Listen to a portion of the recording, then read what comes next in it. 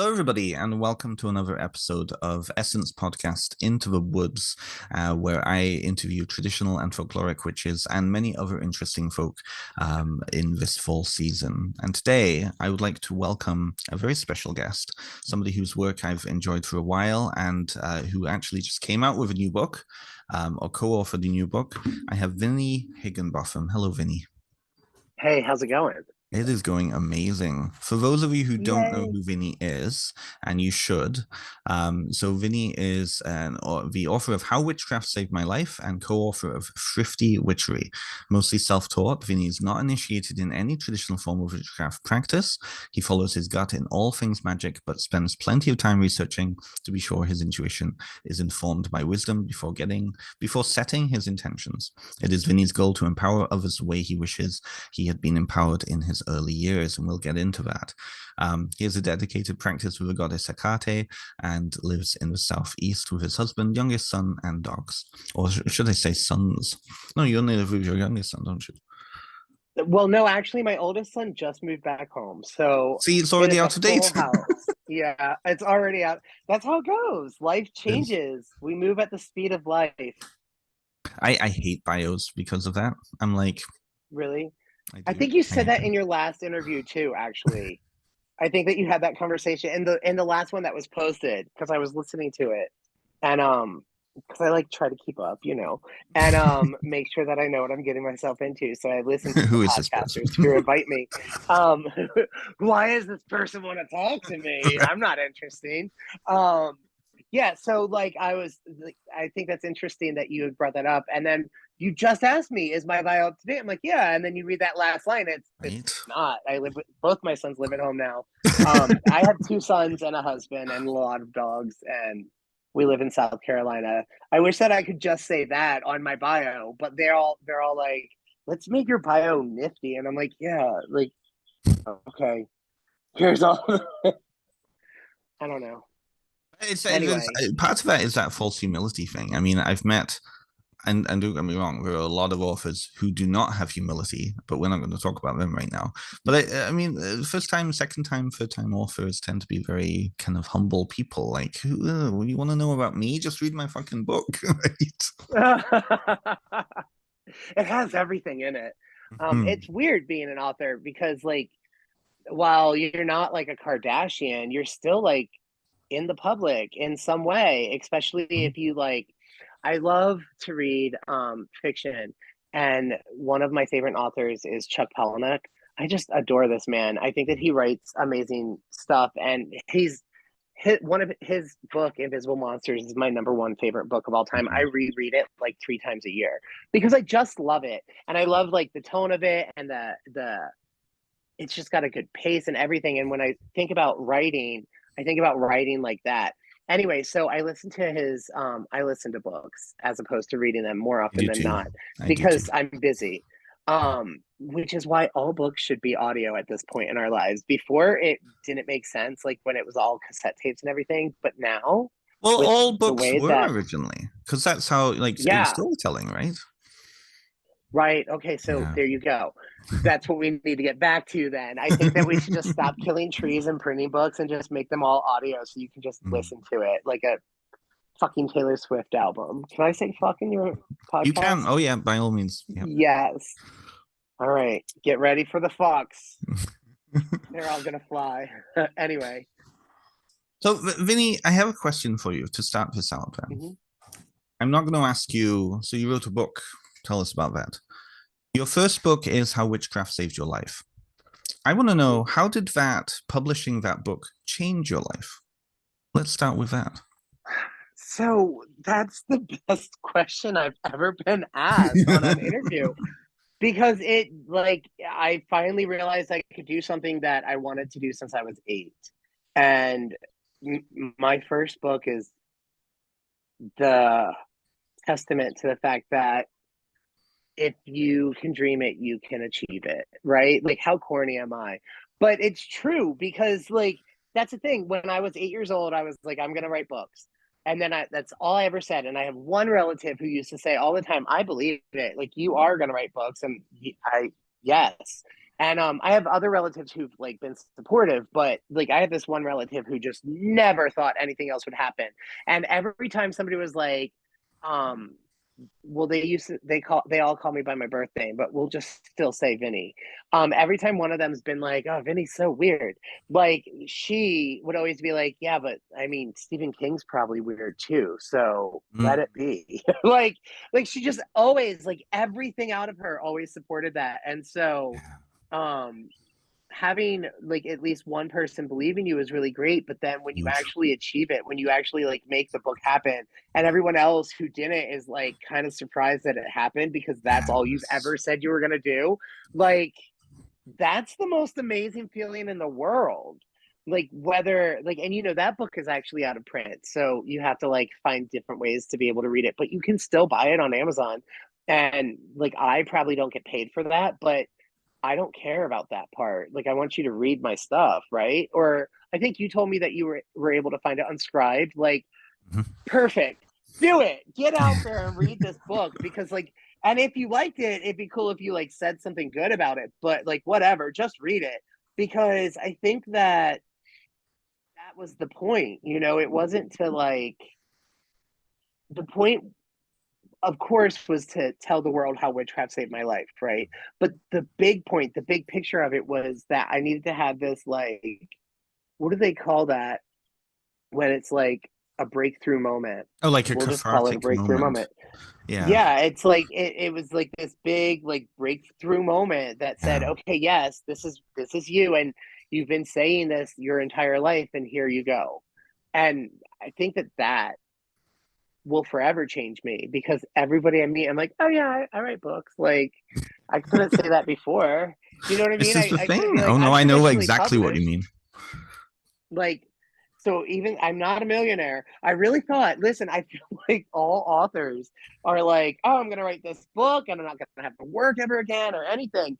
And I mean, I've had this conversation where we all like mistakenly or like pie in the sky have this thing where we're going to be like, oh, I'm gonna make $100,000 this year off of Yeah. just this book, and then you make like $2,000 and you're like, this is okay. Like it's weird because you really like, I mean, maybe not everyone is like this, but for me, I'm like, all right, I'm gonna make like million, I'm gonna New York Times bestseller.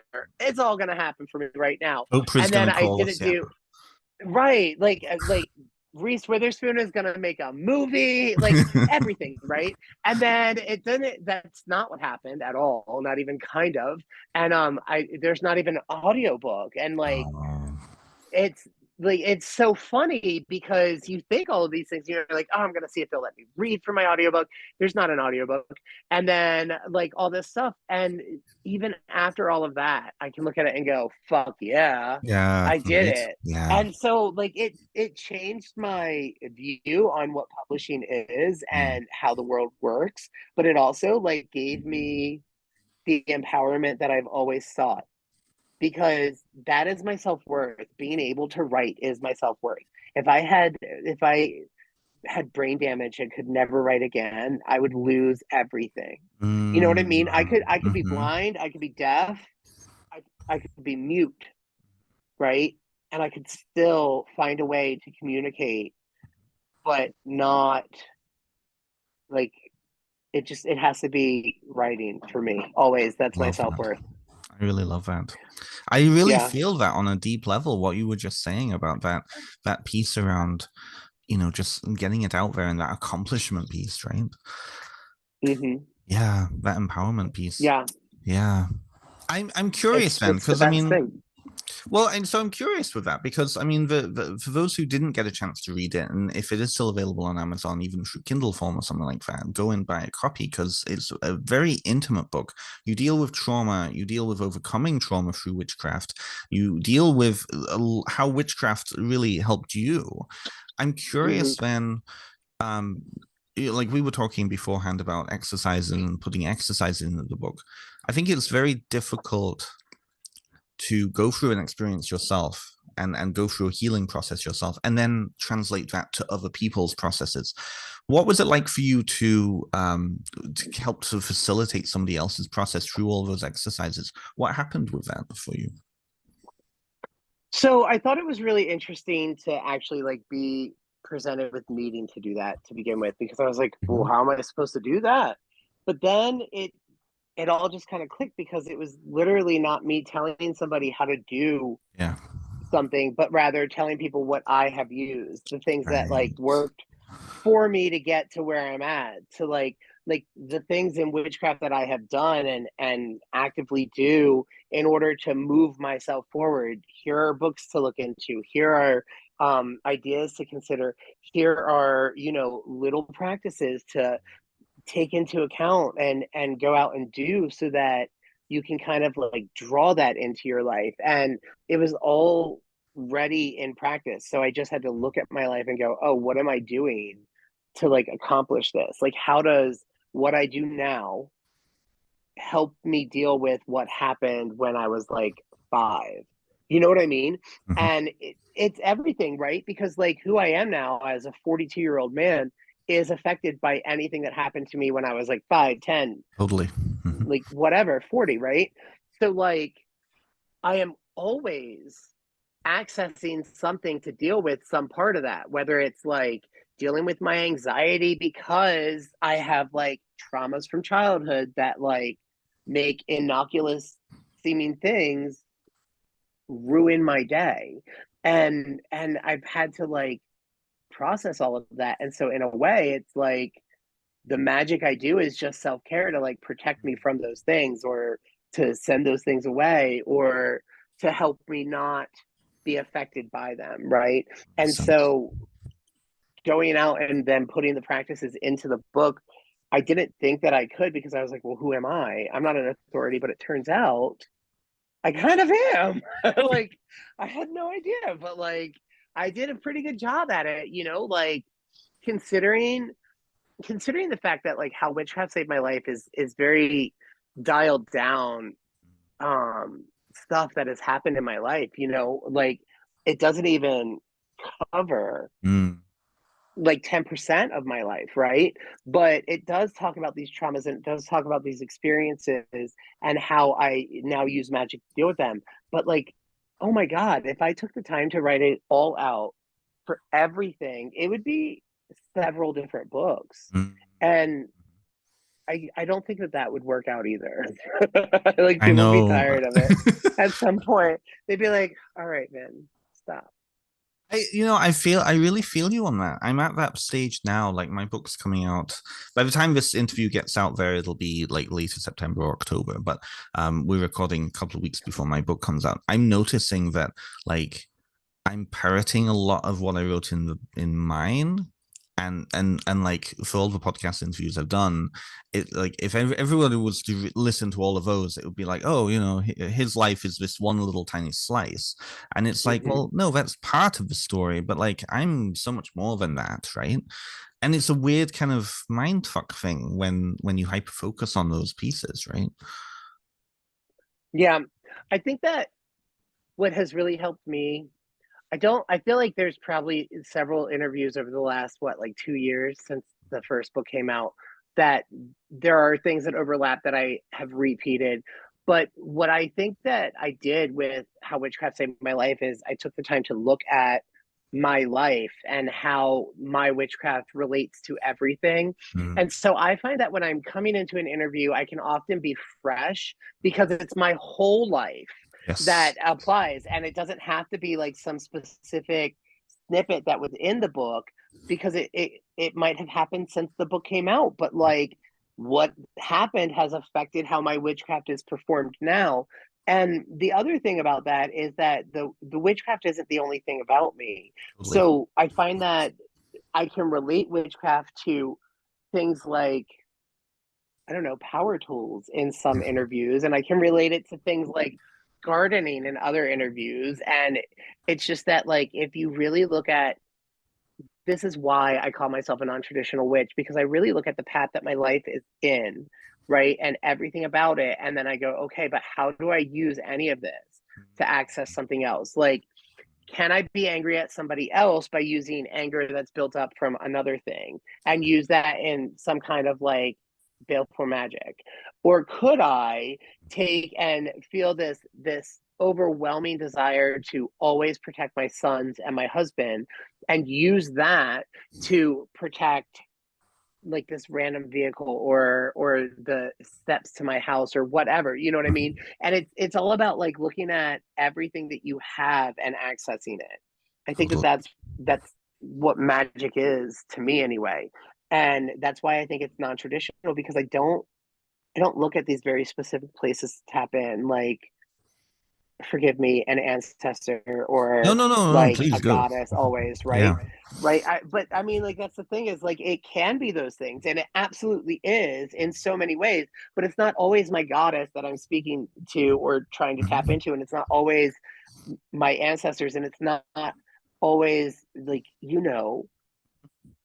something specific. Sometimes it's, yo, what is listening to me right now? Yeah. Can you speak to Yeah. me back? Like, maybe I don't know where it all comes from. And maybe it all actually is the same thing. And that's why it can be so different in so many ways, like Like a prism, it, different light, right? right. Like it's one light going through it, but now I have infrareds that I don't even know about, or This is the thing, ultraviolets that, right? Yeah. yeah, like I have this whole spectrum that I can see in my rainbow, but everything outside of that is so much bigger. So like that's all coming through too. And if I am the prism, I can separate them and access different things at different times. And so like, why doesn't that apply to everything in my life? Does that make sense? It makes total sense to me. And I think it'll make total sense to all our listeners too.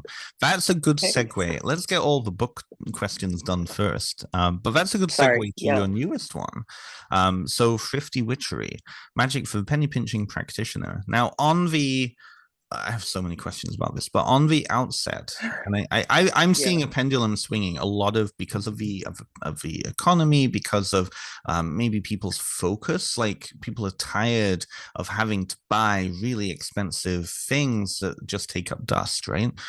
The idea of using what's around you, the idea that that has always been traditional in many ways, right? So I'm curious then, with that piece around switching for you, well, it doesn't even sound like a switch. That was always how you've been practicing. Yeah. Yeah, yeah. Yeah. So Thrifty Witchery, I really love the title. We've I love it. both Martha and I have been told that it's almost misleading. And I think that that's because Martha, if you talk to Martha, and I highly suggest you should at some point, because she is an excellent interview. Okay. But if you ever speak to Martha, she would tell you that this is a book about abundance, and it's beautiful the way that she looks at it. And then for me, it's so interesting because we wrote the book together. We wrote the same book, and there are moments in the book that we don't even know who wrote it. Like it's so interesting. But like when I look at the book, I understand her point of abundance, but also I think it's about like empowerment. It's just Hmm. absolutely every bit of it is meant to tell you you are all you need, Hmm. right? And that's all I've known. Like there was a large portion of my life where I was practicing witchcraft and I didn't realize I was practicing witchcraft, or I never called it witchcraft, right? Like, so if I really look at my whole life, I've been practicing probably the whole time. But if I like was going to say this is when I gave myself the label, it hasn't been that long. You know what I mean? So I can't come on an interview and be like, oh yeah, I've been practicing for 40 years, because like I don't know what I was doing that time. But when I look back now, I'm like, oh, obviously, like this is a spell I cast when I was trying to be a Christian. Yeah. And like, here is all the stuff that I managed to figure out by the time I got to 42. But like that is what thrifty witchery is to me, is that like there were so many moments where I was homeless or completely destitute, and all I had was like cigarettes or spit, or all I had was like the fucking mud and sticks under the bridge that I was sleeping Yeah. under. And accessing magic, putting an intention into a physical act, making some kind of sacrifice, or having a watershed moment, or even a moment of clarity while doing these things, that is fucking magic. Yes. That is I what agree. that is what they were doing before we had books on how to do it. that is how we were accessing spirit or the source or whatever the fuck you want to call it, right? That light that's coming through this prism. And so, like, why not write a whole book about it? And Thrifty Witchery made sense because it is thrifty. Like, I don't need to spend money for this. And that's how I This saw is the it. I thing. was like, you don't need money to make magic. You don't need anything. I mean, Yeah. you probably need more than just your intention. I really do believe that that physical act, and I think that an act of sacrifice is really important Mhm. to speaking to source in some way, right? And Yeah. I don't think we really dive into that kind of idea in Thrifty Witchery, but I do think that that's an important thing, and I don't think that it applied in Thrifty Witchery. Mhm. Um, but we do talk about how intention is not all you need, and I think that that's an important thing to remember when practicing Yeah. magic compared to any other kind of like new age thing that you do when you're setting intentions, Mm, right? Is that with magic, it seems like there's always a physical act that like takes this like metaphysical idea and brings it into the physical world, right? You're like drawing it out. And then I believe in sacrifice because you have to in some way be like, this is what I'm willing to give, yeah. right? So whether that is the cake you just made just for this, or it's like fucking leftover food out of your fridge, or it's a drop of blood, or it's like I don't know. There's a lot of things. You know, like in my past I used to be like a serious self-harmer. Mhm. And like I mutilated my body with Mm, like razor blades and cigarettes and lighters and all kinds of stuff. mm, And like I have since healed from that. Thank God. Like I've gotten to a place where I'm like cool, you know, without having to do those things. I've learned how to manage in much more healthy ways. But there's this idea every time I make a sacrifice, like like I prick my finger to get blood. But there was a point where I didn't think, oh, I can use a lancet, and I'd have to like kind of cut myself. And I realized that like all those times that I was hurting myself, that was a sacrifice that I was making. And it was a sacrifice to rid myself of pain in that moment. Now, right. I am not advocating that anybody should do these things, right? There's like, seek out help, seek healthier ways. Mhm. But like, I survived it. And so I can look at it now and be like, okay, I was hurting myself so I could like bring this metaphysical thing into the physical world. And then like as I'm hurting myself, I'm making a sacrifice. And like I did feel healed. You know, Yes. I did Yes. feel healed from those moments. And I can look back now and be like, okay, I was still hurting because I wasn't processing it correctly. And it took a long time. And it took me to a place where I didn't have to hurt myself to begin to process those things. But like that was a sacrifice too, Yes. because I've given up this act of hurting myself to like feel better. And in Oh, that sacrifice, I found even bigger healing, you know? I And so, love did you that. like that? I know. It's true. Well, because sacrifice That's is the something that spirit, I Ben. love That it. is the spirit speaking Yes, because, like, it's true. like that's what I love about interviews is that I can like come on and have a conversation, and I do this whole thing before an interview starts to access the source, and then I Mhm. have these kind of conversations, and I'll say things, and I'll have revelations during a conversation that I didn't even realize I thought, Like and I'm this is like, good. Write oh, it down. Write it down. Right? Yeah, yeah, yeah. like Well, this this is this the thing. needs a It's book. hard when you're in a certain rationalistic space when you're writing to describe what sacrifice is. And I feel like a lot. It's such a loaded word because people often think sacrifice is giving up things, and then the ego gets involved, and the whole, all of that poverty mentality comes in. And I love what you said about what Martha was saying about abundance, because when you sacrifice through a lens of abundance and through a sense of healing, you realize what you're actually giving up is a surrender, right? And I love that piece, what you just said, because then it's intentional. It's true. It is a Like a sacrifice. Yeah. sacrifice can be Hmm. anything, Yeah. right? Like for instance, I really do. I give a blood sacrifice every day to my deity because Hecate, and I love the way that you say her with your little accent, but I just say it like a fucking With your white trash accent. southerner. With Yeah. your accent.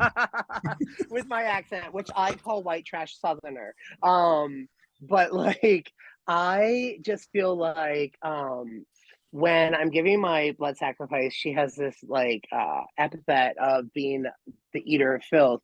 And as I'm giving this blood sacrifice, I'm giving part of my life source, but I'm also feeding a very specific epithet that like gets rid of the grime in your life, in my opinion. And that is Borborforus, the eater of filth.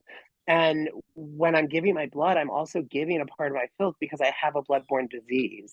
So like sacrifice to me in this moment is not just about like the life force and blood that I'm giving, but also about the disease that I'm like offering Yes. away.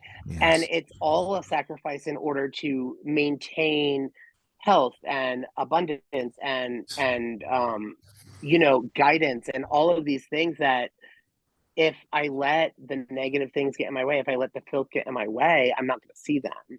You know, Mm-hmm. so giving Mm-hmm. my filth makes sense when I'm trying to work with somebody who takes that filth out because it's all a metaphor, isn't it? It And is. so when you look at it and you're like, how does this metaphor work for me? It's really important to like use that in your magic. That's what I think thrifty witchery is about also, is that like here it is, like we can look at these metaphors, like what is the metaphor of a dandelion, right? Like it's got these roots that run deep. It is, oh my God, like have you ever walked into a yard and not seen a dandelion? Like Mm-hmm. it's just it's there there's abundance and they're strong and they're oh my God, they're just evergreen, aren't they? They just come back and they come back and they come back. And it's almost viral. And you look at that and you're like, oh, well, this is the metaphor of it. And now I can use this in my magic for this. I don't know what some book tells me to use a dandelion for. But if I am like trying to do something and a dandelion is calling to me because of those attributes, that is what I'm going to use. I'm not going I to go totally agree. seek Yeah. out an herb when this thing is growing in my front yard. That is thrifty witchery, my friend. Yeah. And like, it just makes sense. It does make sense. I feel like it Yeah. makes sense when it's pointed out to people. I feel like when people are coming into these traditions for the first time or really exploring these traditions for the first time, they're so focused on doing it right because of a sense of needing to belong and needing to, Yeah. it's that Christian kind of mentality coming in of, you need to do it right. And then people focus so much on what is written in books that they don't take ownership of their practices, right? Yeah. It's a Yeah. That stage. It's a stage that people find I would themselves say on. it's a definite stage because I think Mhm. that at that stage you aren't empowered yet, right? You Exactly. haven't found that empowerment because it is going through that stage and having your stumbling blocks and Mm. all right, I'm going to do it exactly as it's written in this book and then nothing happens or you didn't connect to it. And then you're like, "Well, how why?" And then like you start going through these moments where you like shut off that need and you're like, "Well, I can do it this way." Yes. Based off of these Yeah. things that I've learned. And so you're using your wisdom and your intention and your intuition to build a spell for yourself. And this is literally what the chapter 2 through 5, I Mhm. think, is about. The IWI portion of Thrifty Witchery is that you're using these three things in concert to go out and like figure out how to actually make magic that you feel empowered by and you feel empowered to do, and it doesn't require that you like go read this very specific practice and do it that way, right? Like all of the magic that's ever worked for me, I fucking pulled that shit out of thin air. And anytime I try to like research, oh well, how do you make a wealth candle, like that shit doesn't work for me because I'm like, first off, it's because I am intrinsically under this opinion that extreme wealth is not mine. And I'm like working towards healing that kind of trauma in my Okay. That life narrative, right? always.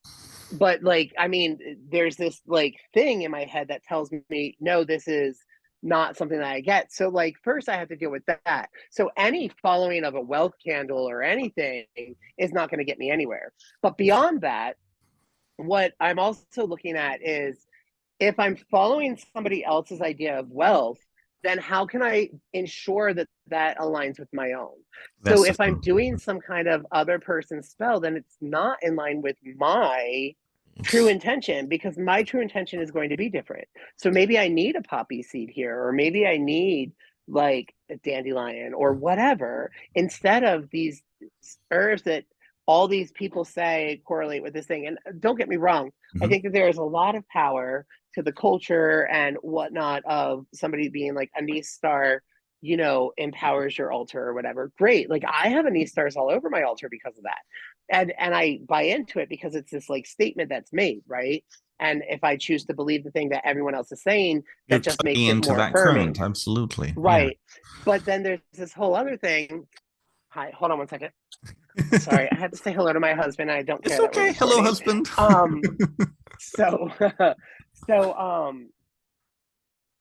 if I'm jumping into that current, then that is extraordinary. But if there is some other current that like maybe people aren't on, where it's very clearly between me and the source, like I need a pumpkin on my altar, that's that's a thing too. You know what I mean? And so it's really about, I think that that's where wisdom comes in, is being able to tap into that cultural current. Like you have to have wisdom of cultural things in order to make an informed decision on why you're not going to use that. Like maybe I don't want to use cayenne pepper for this thing, even though culturally cayenne pepper, or like really just like in multiple cultures, cayenne pepper is used to like speed things up or like send things away.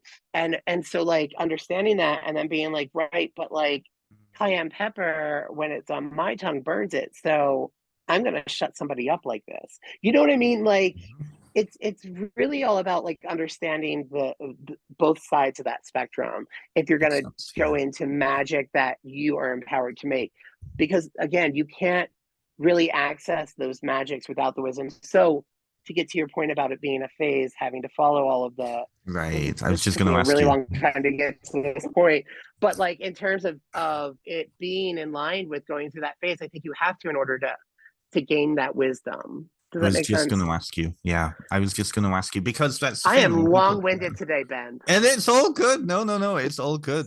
I was just thinking I'm gonna like I was going to interject with that because that's the thing. It's like the chicken and the egg. What comes first? I've definitely a stage. Like I think everybody goes through it when they're newer to these traditions because there's this. It becomes so overwhelming. All of the other guests I've Yep. spoken to about their particular cultural practices have said the same thing. People come in and it's like by rote, by rote. The other issue is that a lot of cultures all we have in English is material that is sometimes not as great. Certain books from the 90s that talked Yeah. about, say, Sicilian magic, for example, right? But Yeah. that piece around then, as you get into it, you discern and you know, but we can't teach that to people because it's almost like they need to go through that phase, right? Yep. Yeah. Like Mm. it's absolutely like, I think that's the point of phases, is that these are the Mm-hmm. lessons that you have to learn on your own. Like, Yeah. and maybe there are people within those lessons who impart wisdom upon you, or they impart impressions upon you that help you learn from those phases. But I think that the phase itself is one of the most important parts of the learning process, because you have to kind of Mm. have that human and emotional Yes. connection and experience to Yes. everything that you're working on. That makes total sense. Yeah. Yeah. Shifting gears completely here. I'm curious about something. Yay. We were talking Okay. about your writing process beforehand and how you've always wanted to be a writer, and your first book Yeah. was only you writing. What was it like for you to collaborate on writing this? What was that process like? Like what happened for you? So I love Martha and I trust Martha, and I explicitly do not just give out trust to all people. And so the fact that I can say that I trust Martha, um, Big. Mm-hmm. is a big deal. But like, because I trust Martha, it was so easy. Like it's just, it was so easy. And I don't know that it could have been that easy if it had been anybody else, or, yeah, I don't think it could have been as easy as it was if it had been anybody Mm. else. Like Martha is my writing lobster. Like we just understand each other from this very intimate, mentally intimate place. Like we just know how to listen to each other, and that's not something that even I can do with everybody, right? Like Mm. I don't do it as well with as I don't do it as well with my husband as I can do it with Martha. It's a And that's learned just a skill, thing, definitely listening. because Hmm. right, like, but and I think that everybody listens to everybody in a different way Hmm. based off of different, impressions, or like the histories of a certain relationship. And so in the relationship of Martha and I, it's always been just very easy to listen to each other. And so writing a book with Martha, um, I think I said earlier, like, there's definite moments in the book where we don't know who wrote what. And that just goes to show you that we were very much of one mind. Right. And, like, I would write a paragraph and then she would come in and like maybe change a sentence, or like follow up with three paragraphs. And then I'd see those three paragraphs and I'd say, oh shit. And I'd have a whole section that I'd have to discuss with her because I had insight from what she wrote. And then she would agree and we would both work on that section. And it was one being writing the book in through two different humans, in my opinion. I think that I love it. that's kind of what's happening with all books, especially in the esoteric realm. Like, I think any author is actually accessing something that we're all accessing when it comes to writing. Because if you think about it, when you're writing, like, it's not really just you, is it? Like, Mm. I don't know any writer who can say that it's just them present when they're writing. Like, sometimes it's their characters, sometimes it's the spirit, sometimes it's whatever, like memories, anything, right? Yeah. You're always with something else when you're writing, and that thing is speaking too. And so if we look at all books, maybe all books in general, but at least all esoteric books, we're probably all accessing the same source when we're Oh, it's like completely true.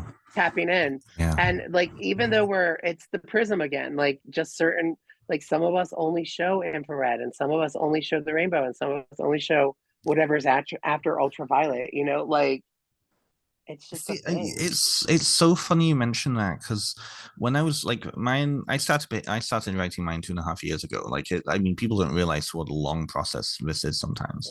Yeah. And I remember it. So it was just in the middle of a pandemic. We had gone through a lockdown, and at that time I was stressing about money, and I was like, I need more clients. I need more clients because I'd just gone self-employed, right?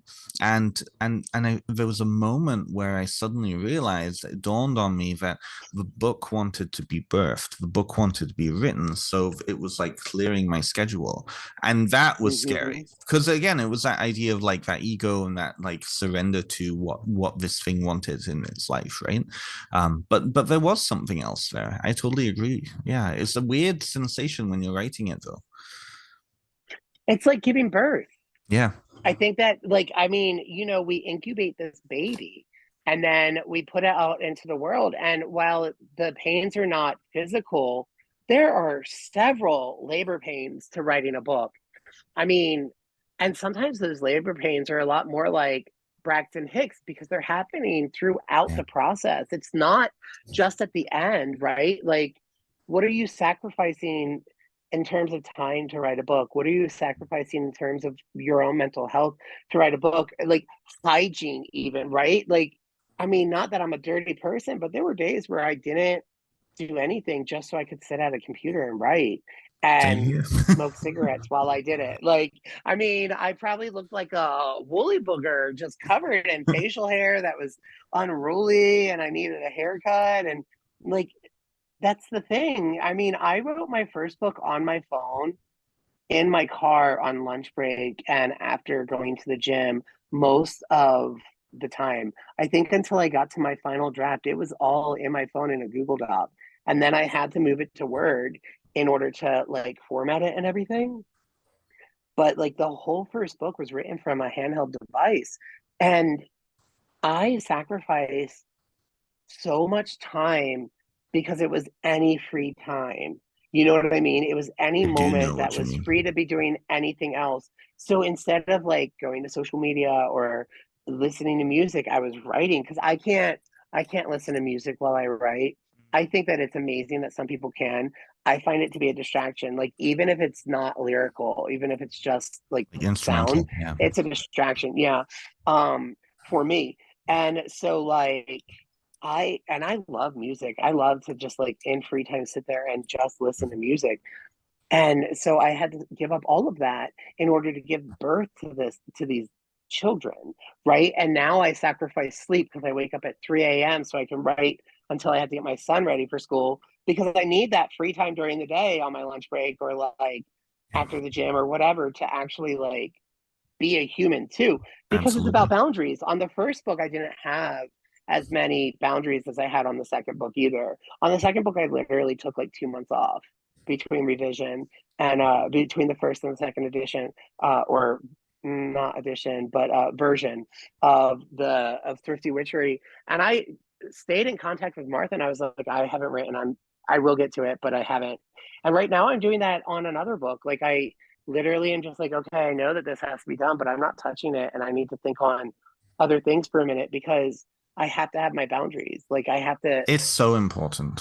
It's so like, important. People don't how realize can it. I access, Yeah. how could you access the source if you're not healthy enough to like access your own mind? Right. And Yeah. so do the thing. It's so important. You're right. It's so important to like, it's a whole Well, vibe. and I think it comes back down to that idea of relationship, right? Like, it took 8 months for me to write mine, and there was a lot of periods in between, like a lot of weeks in there where I was just watching YouTube or doing other things or going for walks and not actually sitting. But I needed it's part of that gestation, right? Yeah. Yeah, Yeah, absolutely. Like, I just put up a TikTok today. Shit, I let my dog out. I just put up a TikTok today that mentions that, sometimes writing is being the passenger in a car and having an aha moment and saying, "Hey driver, listen to this whole book I'm gonna write." right. And like the driver doesn't care. Like, and I think Thorn Mooney, funnily enough, like responded on that post and she was like, part of the writing process is also me eating cake over my sink and saying, "Look at this new part of my process." And I'm like, yeah, that's it too. Sometimes I binge eat when I'm writing because I'm not writing, and I'm like, obviously, eating cake is part of the writing process for me I now don't too. know. I believe Like, it. Like people don't yeah, realize what kind of a mental toll it takes writing for even like yeah. a few hours. Like the amount of energy that I mean, I was oh wow. No, I totally get it. You know But what the it's real that mental binge toll piecing, is? right? Hmm? Yeah. You know what the real mental toll is after the fact. Like, so you Yeah. put the book out and then you're like, all right, now I have to write another book. Yes. And you're like, shit, what if it doesn't live up? What if it is worse? What if it's better? What if, Yeah. like, there's all kinds of like fear to writing that I think that a lot of people don't realize. If you're not writing, I don't think you experience, well, maybe you do. I mean, like, I Maybe in can't different say what another ways, but person's not the same. experiences. Yeah. Yeah. Yeah. Like, I'm an imposter. I'm this, I'm that. It's like, it's all just a mess, but You it's know so what? much fun.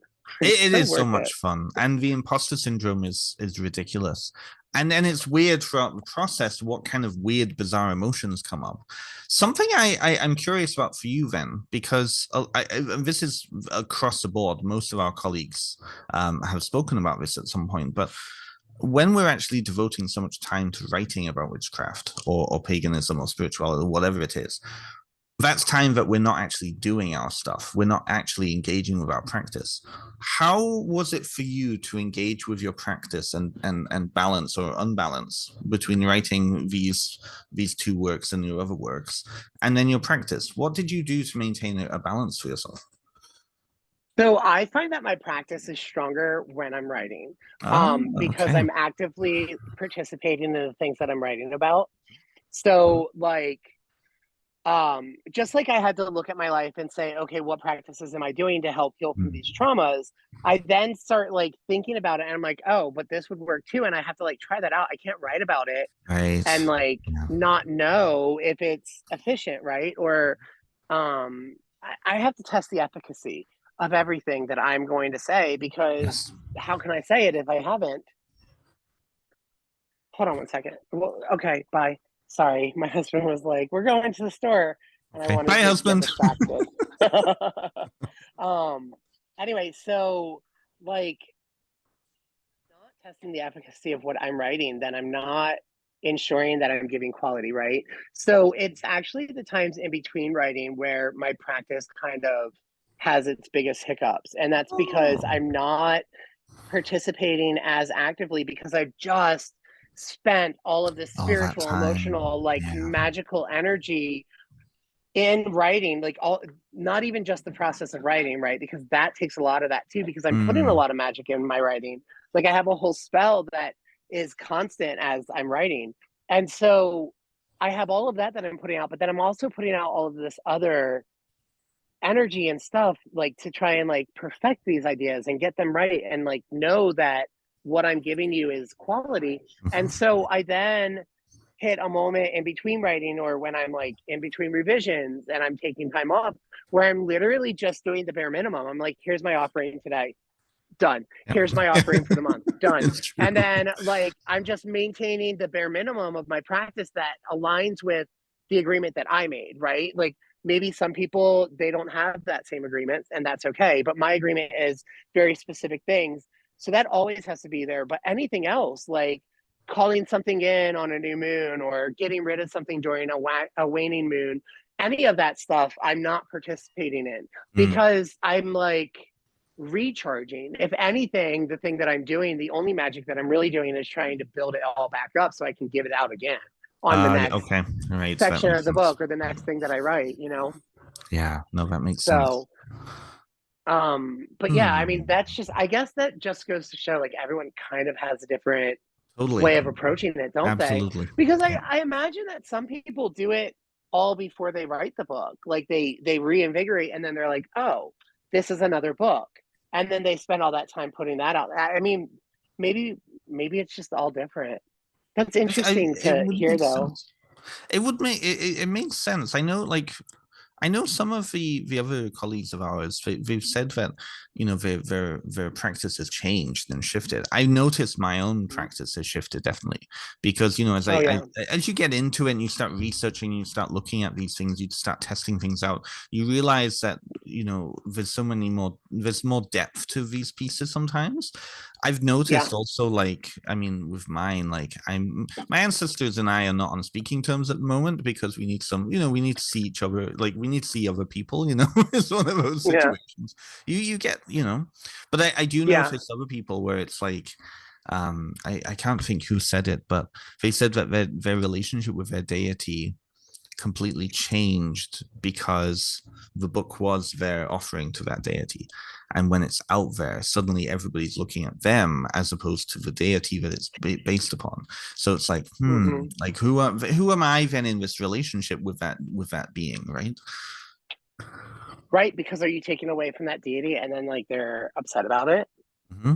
Yeah. Like, I I mean, mean, deities, I would imagine that so I feel like this is, a hot take or whatever you want to call it, but I feel as though all please. deities are basically like egregores. Mm. And it's like we have put an emotion into these things. We have like manifested this being out of our thoughts, feelings, and opinions, right? And so what I call Hecate and what another person calls Hecate might not be the same kind of setup, but like it has that name and that name is what gives it that power and form, I guess, in some way. Or I mean it works the same for like Odin or Loki or Whoever it is, Hermes yeah. or whoever, right? And so I think that when I'm thinking about my deity or the deity that I work with, right, like I feel as though the energy I'm giving it, the energy I'm giving that name is very important for the sustaining of their life. I really struggled with that statement. I think that like they are dependent on it a lot, like American Gods by is it Neil Gaiman who wrote Neil that? Gaiman, yes. Yeah. Yeah, I love him. So it's a lot like that. Like they talk about that in that book. It's the belief that people are giving them that make them so like powerful or relevant, right?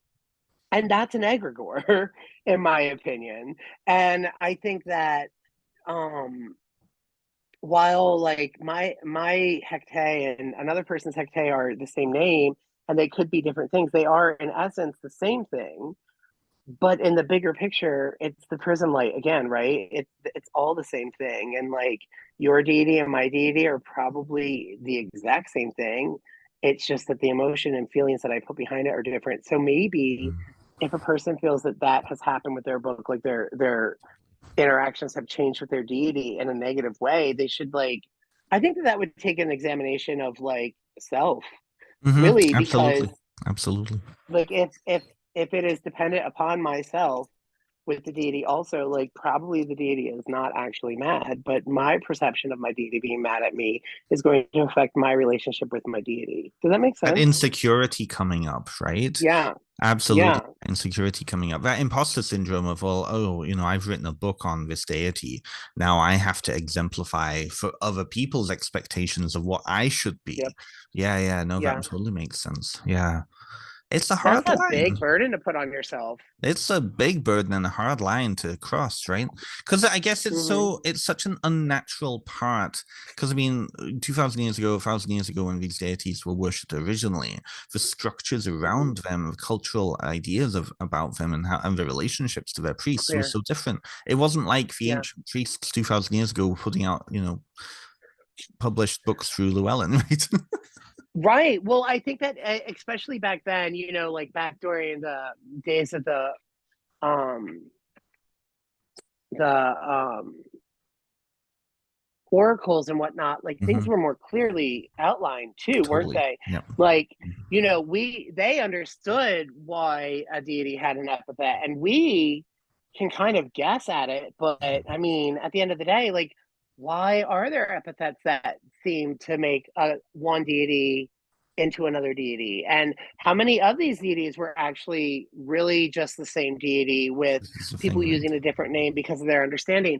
And so, like, back then, people kind of knew, I think, like they were like, oh, yes, this is this deity, but we're calling it this because that makes more sense in our language or blah, blah, blah. And Mhm. then we are looking at it now and we're like, but what were they doing exactly? Like, we're all kind of Yeah, guessing because we don't have the ability to have a podcast with, an oracle it's of true. Delphi or anything. Like, how cool would that be, though? Can you get the oracle of Delphi on your podcast, please? I would. That would Just be let's make a amazing. time That would be machine. We'll do amazing. time magic. Well, this Pull is them why in. I love Duncan Trussell's stuff, Midnight Gospel, because I mean that possibility of like going into a virtual world and encountering some of these beings, right? I love that. Yeah, I think that You would be know, fantastic. maybe in another I universe, don't have that. the physics of this Maybe, universe, right? Yeah.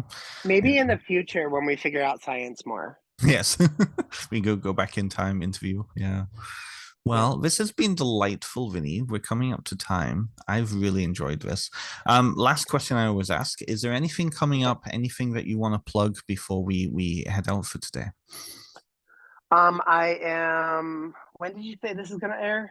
Like Octoberish sometime. So will be right before or just after it, but I am speaking at the So Mote That Con, which is ran by everything has escaped my brain right It's now. okay. Everything. So Courtney Moticon? Weber. So MotoCon is ran by Courtney Weber and the other two that run her that do her podcast with her. And oh, That Witch Life. See, I knew it would come back to me. So it's ran by the witches at That Witch Life podcast, and it's this really great thing. I'll be speaking at that. I think I'm speaking October 14th. It's digital, so you can like totally buy tickets and attend.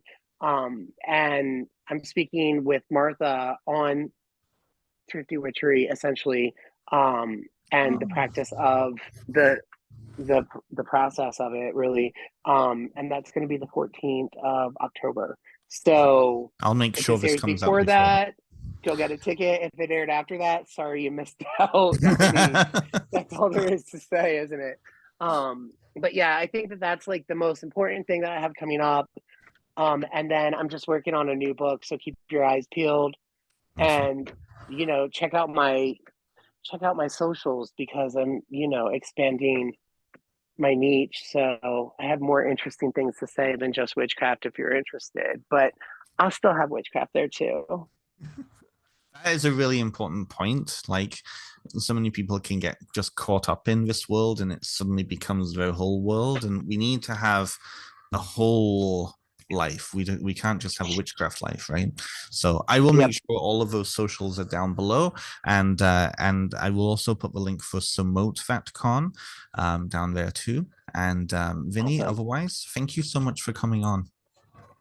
Thank you for having me. I really had a great time. Wonderful. And we will hopefully have you back on in the future. And Yay. yeah, I hope so. Everybody else watching, continue to support the channel, support Vinny's channel, and socials. Go and give them a like. Go and give me a like. And we will see you in the next episode of Essence Podcast Into the Woods. Have a good rest of the day, folks. Goodbye.